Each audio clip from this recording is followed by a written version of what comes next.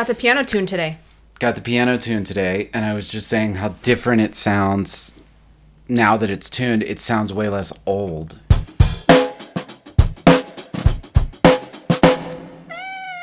Still sounds really rich and stuff, but it doesn't sound old anymore because it's in tune. To me, it never sounded like so out of tune and plinky that it was like a nasty sound. It still sounded rich. Yeah. I didn't even feel like it was that out of tune. Like, it didn't bother me that it was, maybe this chord or that chord's a little sour. But, like, but now that it's tuned, it's like... And this piano is 110 years old. About 110 years old. Yeah. And apparently it has original strings on it. And also, apparently, I'm very lucky that none of them broke when he tuned it. Yeah, right. He was warning me. Yeah. He's like, I really don't want to charge you more because these strings are a pain in the butt to try to change. I can't see where they connect. I can see one, like it's an upright. And you can see the soundboard, but you see the top of the soundboard, and then the strings go down into the piano. I have no idea how you would even access those. Yeah, me neither. Yeah, I bet it's a job. I don't know if you take a panel off or if you have to use some tool to go way down in there. And is it like a guitar where like you sort of can't just change one string because then one string will sound brighter? Like, I bet it's not. I'm joking. Think so. But like, anyway, yay, piano tuned. Yeah. So that was exciting. I'm gonna have your beer. Yeah, go right ahead.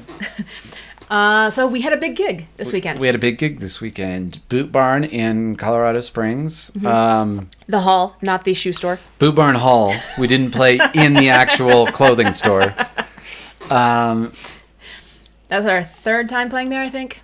Yeah. Yeah, third or fourth. And thank you to everyone who came, who I'm sure most people who went to the show are also watching this podcast. Yeah. Because so many people. People follow us that closely. Sorry. Anyway, we were really grateful to all the people who came out and continue to come out. Someone posted in the Facebook group that this was like their 10th time seeing us. Oh my gosh. Yeah. They'd been to all the Boot Barn Hall shows, and in total it was their 10th time seeing us. So it's awesome that people come back. There's another sold out show down there. Right. I heard 472. Right. Yeah. Yeah. I think that was the sold out number for all seated. Yeah. Not that they were all seated. They were dancing. Right, but still. I like that. But, no standing room only tickets. Yeah. Which is it's kind of humbling in a way. Like, you did radio for it. Mm-hmm. But for me, I didn't do anything. I just you show up and play. Yeah, lucky you. But oh gosh, let's see. We couldn't stop talking about it that night. We came home and we were just like, we just sat at the table and kept talking. You said that you overheard someone say in the break at the end of Landslide. Yeah. So I did the little break. Okay, it wasn't a totally quiet room like it usually is because it's a big room and people are like way in the back. People are talking and stuff, and that's fine. But it was fairly quiet. Like I thought it was quiet enough that if I held the silence, the room would... Well, people were singing along, too. It was pretty loud that they were singing along, at least from where I was. Yeah. Because I wasn't standing in front of a monitor. I could really hear the crowd. Yeah. Anyway, Adrienne does this thing where, it's Landslide, and it's snow-covered hills. And pauses there, and Brian Stacks pauses, and usually we get an applause break there, but Adrienne, did a, hey, let's see how, gave the, let's get quiet. And it was pretty silent. But I heard someone in the crowd go, this is fucking amazing. They whispered it, but it was, really loud. So they were... And I had such a hard time. It was such a poignant moment. I had such a hard time not laughing. I don't know why it's so funny when you overhear someone's whisper that they didn't mean you to hear. But it was You're literally on stage. This is amazing. It was so... It was they whispered it at the top of their voice. They were trying not to ruin the moment. I was just don't start laughing and ruin the moment. But man, so that show was a step up for me. And you were saying you saw it. You read read my mind. When I'm going somewhere before I know I'm going somewhere. Well, I'm a side guy. That's my job. That's most of the job. But, I was inspired by seeing Fleetwood Mac the weekend before. Right, because right. And in the last podcast, I talked about how their Stevie, Claudia, does much more of a live version of Stevie, which is much more ad-libby, much more, free to do this and that. And I decided I would open that door for myself just a little. I would say I only ad-libbed maybe 5 words the whole night. It wasn't like huge thing. It wasn't a ton, yeah. But the sense of freedom that I took with me into that show was different. It was like I kind of gotten into a rut. It wasn't a bad rut. It was a rut that was working for me. Yeah. But this just like knocked me just like one wheel out of the rut. Right. And that enlivened the show for me. And then I think it was kind of contagious because Julian saw me going and he did stuff that he didn't normally do. Like he held this crazy note in Sisters of the Moon. He was just like, like ad-libbing. And I was like, damn. And he was running around. That kid's a natural. Oh my God. Yeah. What a showman. But you did, and I saw it early in the first set. We did 2 sets, 2 long sets, for a total of well over 3 hours. I saw it early in the first set. I was like, oh, Adrienne's gonna go for it. And I have like extra like rocket fuel in there. Yeah. It's like, oh, Adrienne's going for the she's gonna I remember I walked You're gonna across. Get it tonight. I stomped across the front of the stage in front of the monitors at one point. I was just like tambourine stomping around. I just did it. No, I knew it. It's like it's so funny too. That's like a decision you can make. What's the analogy I made where you always give 100%. But you've got 110 or maybe 120% in the tank. And then if you just are feeling it, you can just go I'm gonna do 110 or 120 I'm gonna tonight. Put turbo on tonight. I'm gonna put about 113% tonight. It's just but I saw you almost make the decision in your face, you were going for something in one of the early songs. Like, oh, okay, she's gonna blow it out tonight. And you did. You went totally nuts, and it was great for me because I felt like I had to push so much less. I was relatively chilling out, right. You feel like your job as sideman. Most of our shows is to whip up the rest of the band into the energy that we need for the show. Stomping your feet so hard that your feet hurt at the end of the night. Yeah. If I need to. Converse aren't built for that. Yeah. But we started out at a higher level and carried it on through. And it was a lot of fun. And we got to play with Ryan Skiles. Ryan was so great. We have bits. We started doing. It's so funny because Ryan Skiles played with us for a couple years, but that's been before the pandemic, a few years. Oh yeah. Back, and Ryan and I, just Ari and I, the lead guys are, lead instrumental solo guys are on the same side of the stage. But anyway, so Ryan and I were on the same side of the stage for years, and we all had all these bits we would do with each other about every time you'd do a little lick, you'd be like, oh, I stepped on your thing, and it was just Ryan would do, oh, sorry, and we're just doing bits with each other the whole night. It's so funny how we fell back into our little bits that we do, and he was doing licks that I used to love. It was so bizarre that he remembered that, and I was going oh shit, oh yeah, I loved it when you did that, a couple things, and licks that I'd asked him later, what were you doing there? Not that I have perfect picture, I can hear something and I know what the notes are, but I know roughly what scale it was in or what mode or whatever it was in, and I don't know exactly what it was, but I can tell what flavor or color it was. And he would do stuff sometimes, and I'm I don't get what that is, and later I'd be what is that thing you do right there? And he would show me the little thing, and then he was doing all those licks, and it's so funny that he remembered that those were the licks I'd asked about, and I was like, oh shit, I haven't thought about that lick in 3 years, and here you are doing it again. Anyway, it was just, we had a great time at the show. Yeah. Should probably not belabor that too much. I know. It was such a great show. Uh-huh. Yes, it's also a great hang down there because you got to get down early, and you're just got to spend 3 or 4 hours just hanging out in the green room with the guys, and I got to try on all my new combinations of clothes. I did have a few new things. So I was like in and out of the bathroom, like putting stuff on. And Elwood's doing stand-up for us. I know. It's pretty fun. Yeah. So what else? You finished your cover project this week. Yes, I just released song number 20 of 20. 20 of about a half an hour ago. That's kind of an insane accomplishment. And I'll tell you why I know it. Because you stepped in. I stepped in on the last one and did the music for the last cover. You don't mind I'm drinking like half your beer. Might have to go. That's about half is about usually what you... Yeah. And oh my God, I have so much respect for what you've done with this, because I was like, okay, it's the story by it's Brandi Carlile, the story.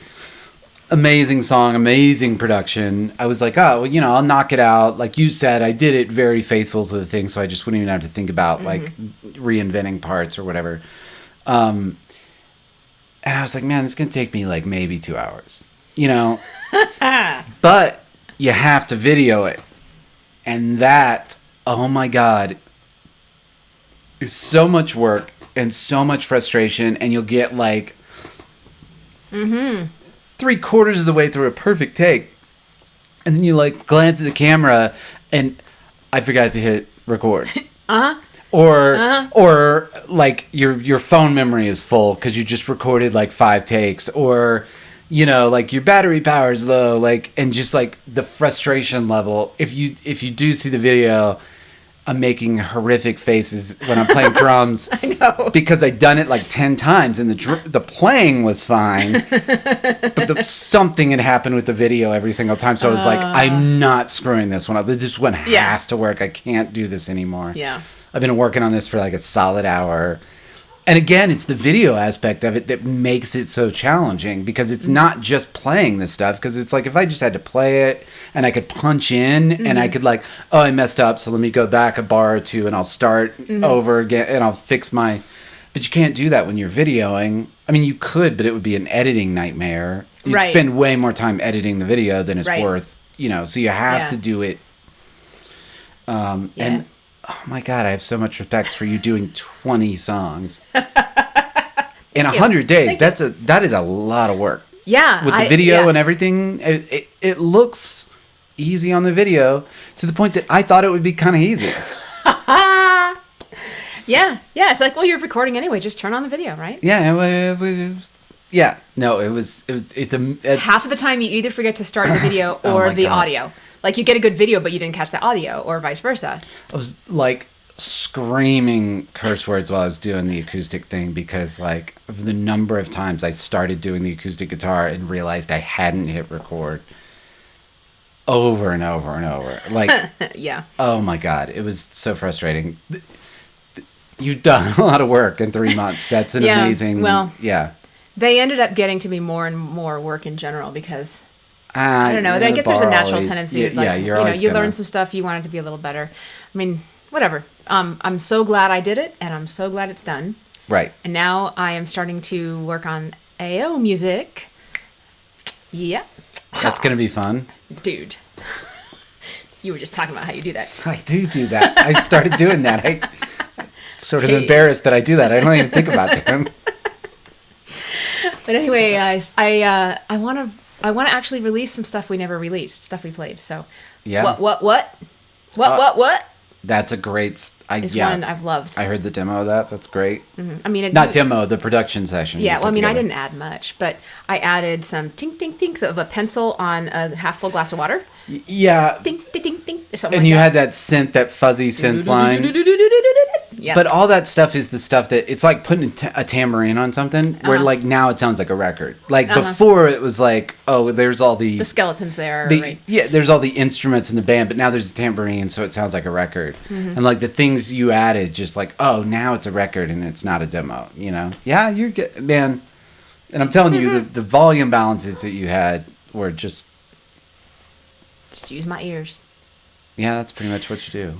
The big thing that I've learned about mixing, I think maybe the number one lesson that is different from when I tried to mix before, it's not that I have better ears now. It's that now I know I need to not overfill the bucket from the get-go. Your whole bucket metaphor of like the sound all has to go into a bucket and everything adds up. I would start with stuff at maybe like -5 dB, right, and wonder why everything was distorted, right, and I couldn't get anything out front. Well, now I start with everything down at like -20, right, and I just kind of like keep filling the bucket gradually, and then I'm like, okay, this needs to come up, this needs to go down, and then I end up at -13. It's a good analogy. I mean, it's not scientifically accurate as to how like gain staging works or whatever, but like it's a good analogy to keep in your head that there's sound is whether it's coming out of a PA or whether it's coming out of monitors or whether you're mixing and it's going to come out of whatever people listen to your record at. It's like a bucket, and you only have so much space in the bucket until the water starts sloshing over, and you're going to get just... I just never thought of it that way. I thought like the track needs to end up around -6, 8, 10 dB, which is too high now, I know. But so I was like, well, I'll put everything around -10, -8, and I'll make the stuff that needs to go up front a little higher, and I'll pull down anything that needs to be a little lower. I didn't realize that like I was going like +10 to get all that stuff. Yeah, and then your distortion, and if you're live, it's feedback. It's a useful thing.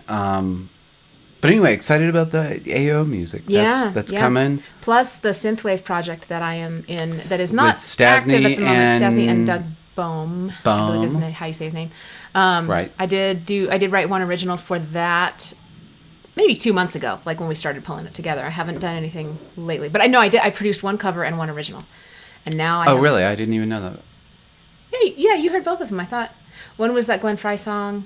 Nope, didn't know about that. Are you kidding me?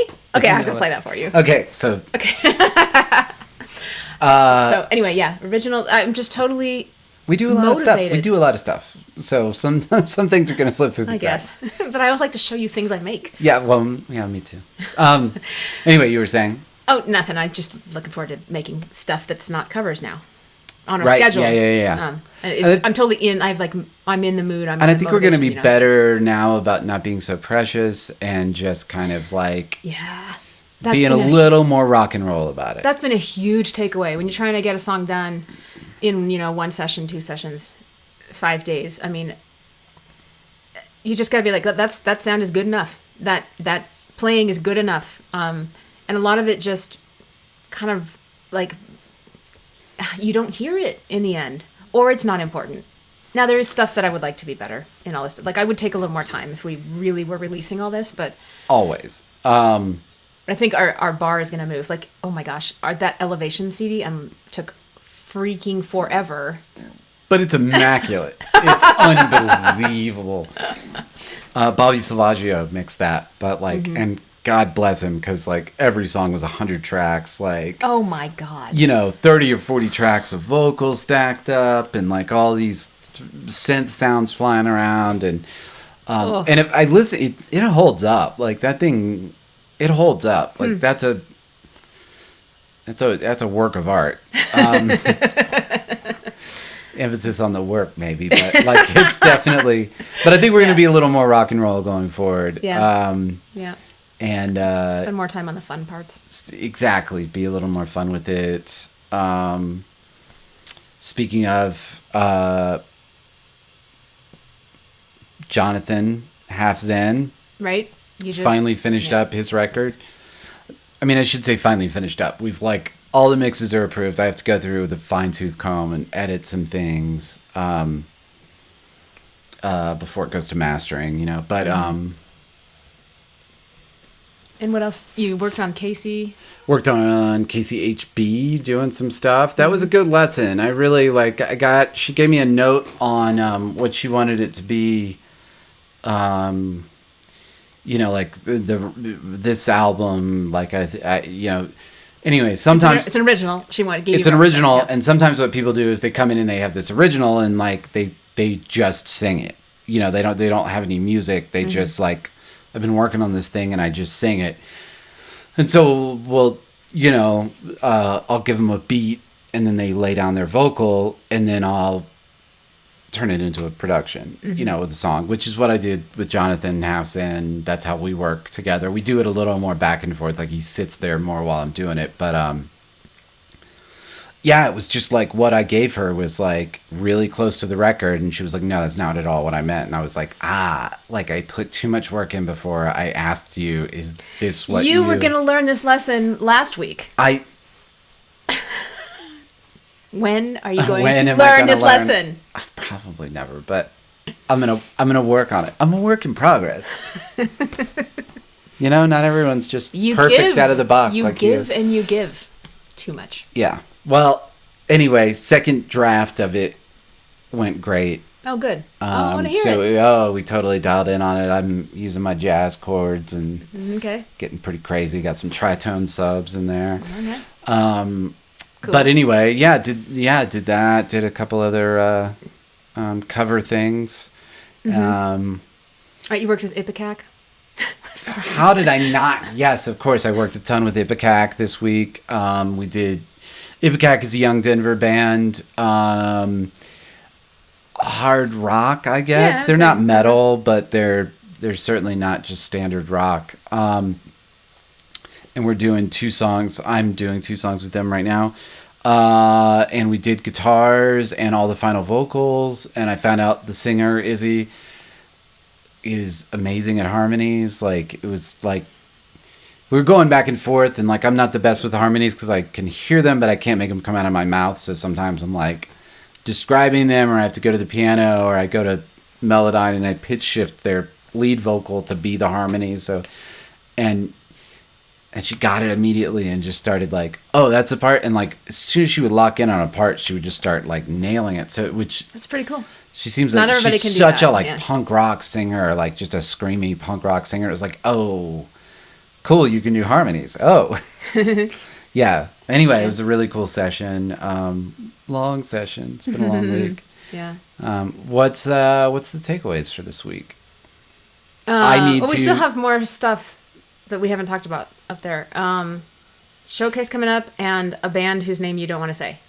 Oh yeah, a band whose name I don't want to say. Not comfortable saying that name.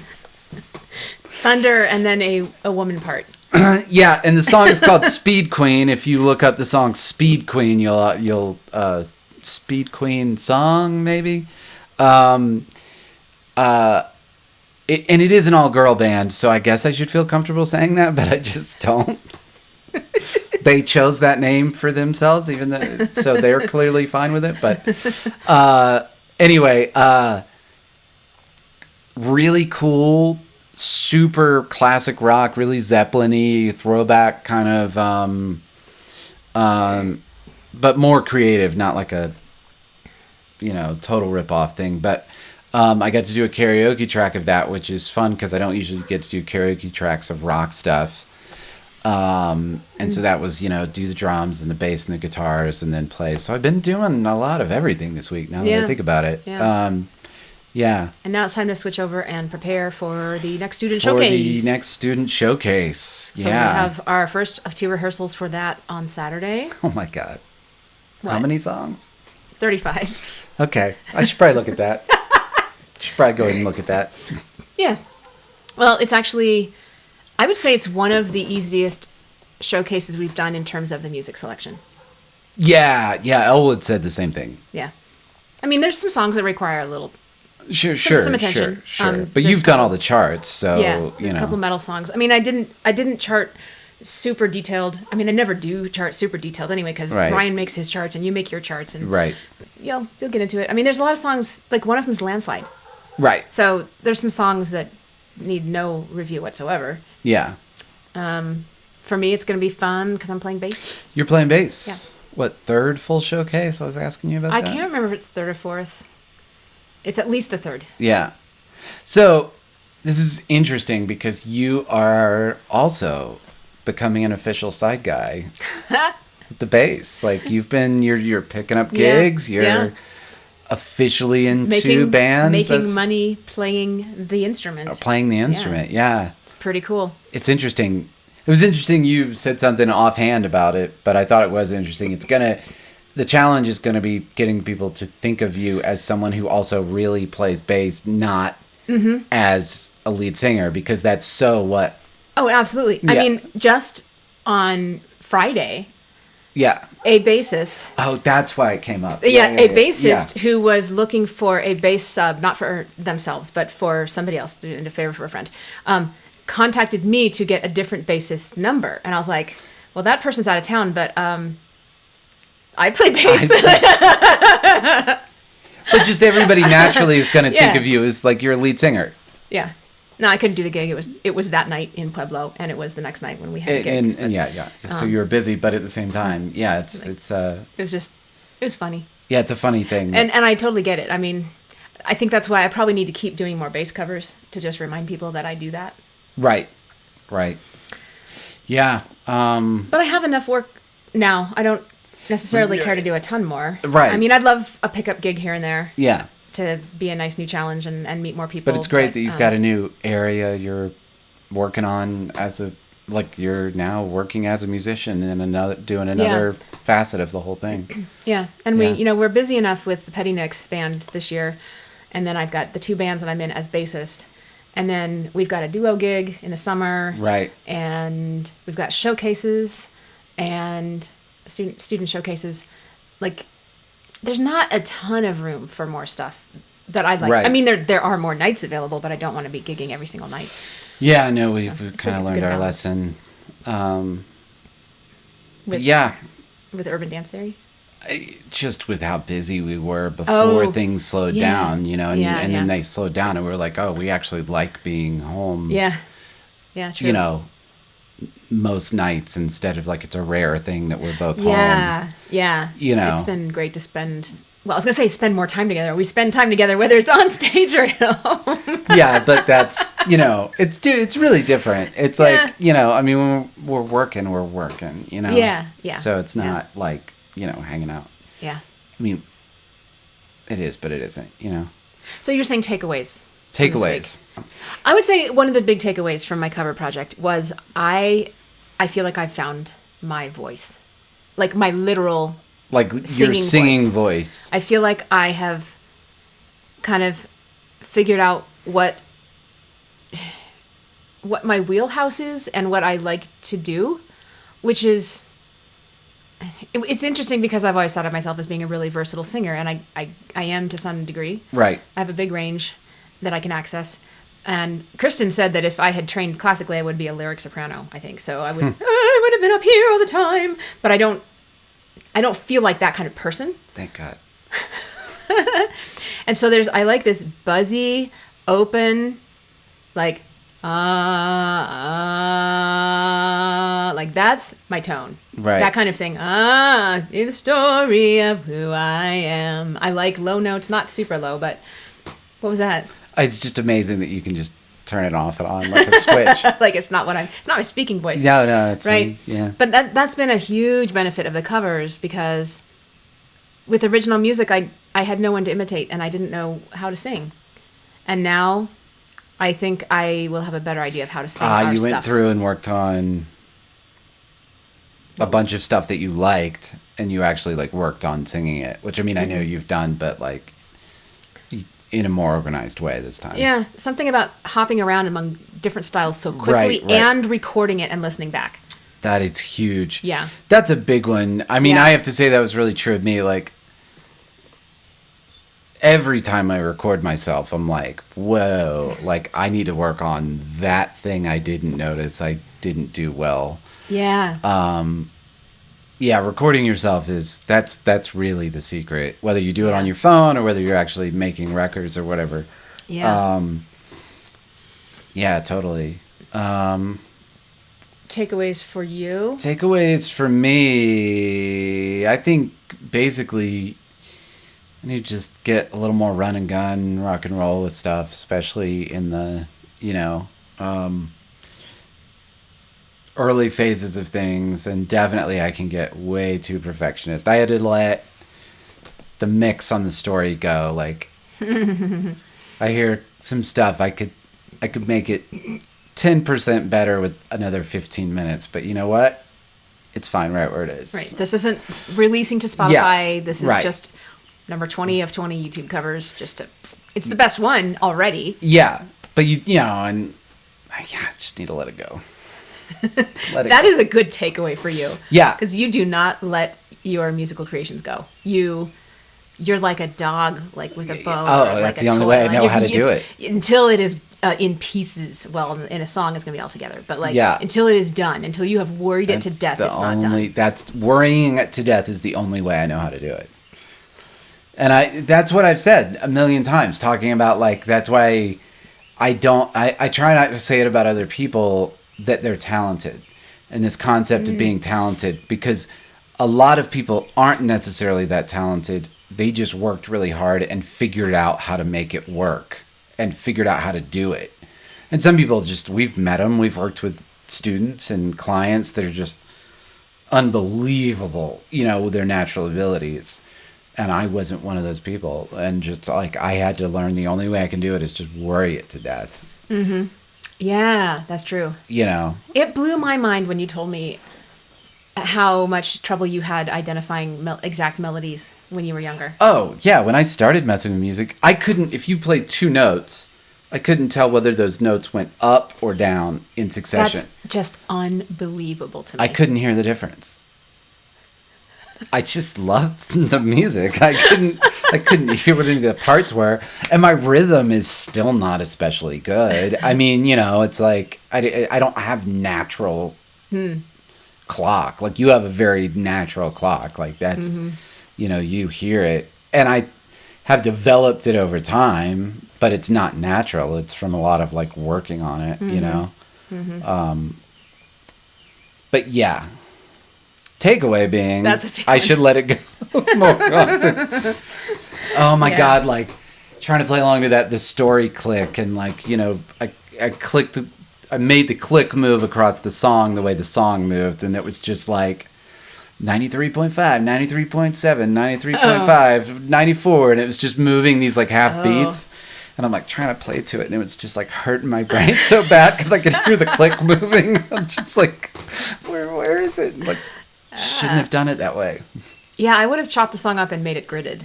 Yeah, I didn't. You gotta be more lazy. I gotta be more lazy. You need to approach things with a little more lazy mindset. I should also stop kicking the mic stand. Yeah. Oh well. Okay. So we got takeaways. We got covered all our stuff we did. Stuff coming up. And we've about finished this beer. And we about finished a beer together. So. And we kept it to 15 minutes, just like we said we were going to. Yeah. 34. Okay. 35? 36? 30. I can't tell. If you're still listening or watching, thank you so much. Yeah. We hope we're keeping you some good company while you do laundry or whatever. Whatever it is. Okay. Thank you. All right. See you next week.